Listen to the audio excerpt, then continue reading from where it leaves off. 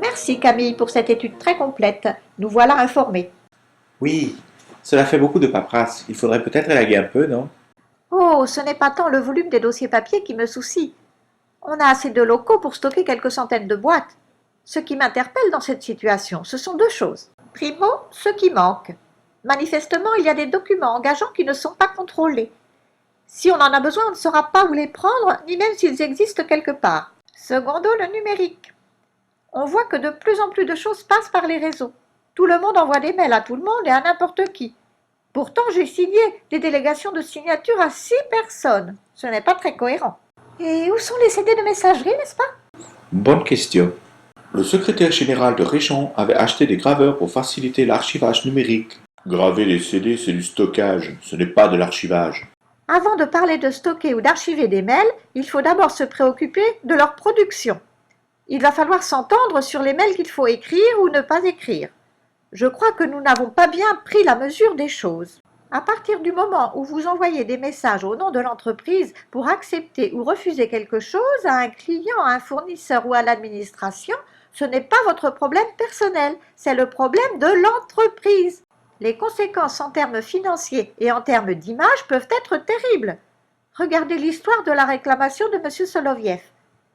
Envoyer des mails engageants sans mesurer l'impact de son geste n'est pas digne d'une entreprise comme la nôtre. C'est là qu'on se dit, n'est-ce pas, qu'un fichier numérique qui est parti dans la nature peut être éphémère, mais peut aussi s'incruster dans les réseaux et rejaillir à tout moment. Ça me fait penser à une bouteille à la mer. On la jette à l'eau et on ne sait pas si elle se perdra dans l'immensité ou si elle échouera quelque part et ce qu'elle deviendra. Et moi, ça me fait plutôt penser à un diable à ressort. J'imagine que les CRDPA ne sont pas la seule entreprise à faire face au désordre de l'information. Tout le monde est ballotté entre les anciennes habitudes de gestion des documents papier et le tsunami numérique qui fait exploser l'information dans tous les sens. Vous avez raison, monsieur Arboust. Justement, j'ai repéré qu'il existe un club d'entreprise pour la promotion de l'archivage managérial. Il y a la divulgation des données confidentielles, mais l'enjeu est aussi que les traces engageantes sont disséminées un peu partout et la bonne information est noyée dans la mauvaise. Il faut donc qualifier les documents, distinguer ceux qui doivent être conservés des autres et donner une règle de vie à ceux qui présentent une valeur ajoutée pour l'entreprise. Si je comprends bien, cette démarche consiste à anticiper les risques par une gestion rigoureuse et systématique. L'archivage comme anticipation, c'est original comme idée. Original ou pas, cela a du sens. Camille, vous allez poursuivre votre mission.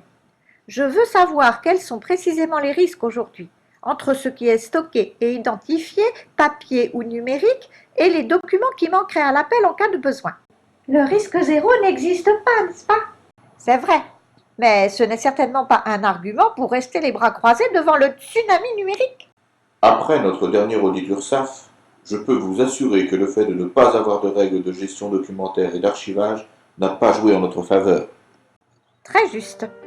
Donc, merci à tous d'aider Camille dans cette tâche stratégique, afin que nous puissions diminuer les risques de non-archivage ou de mauvais archivage. Nous en reparlerons lors d'un prochain comité de direction.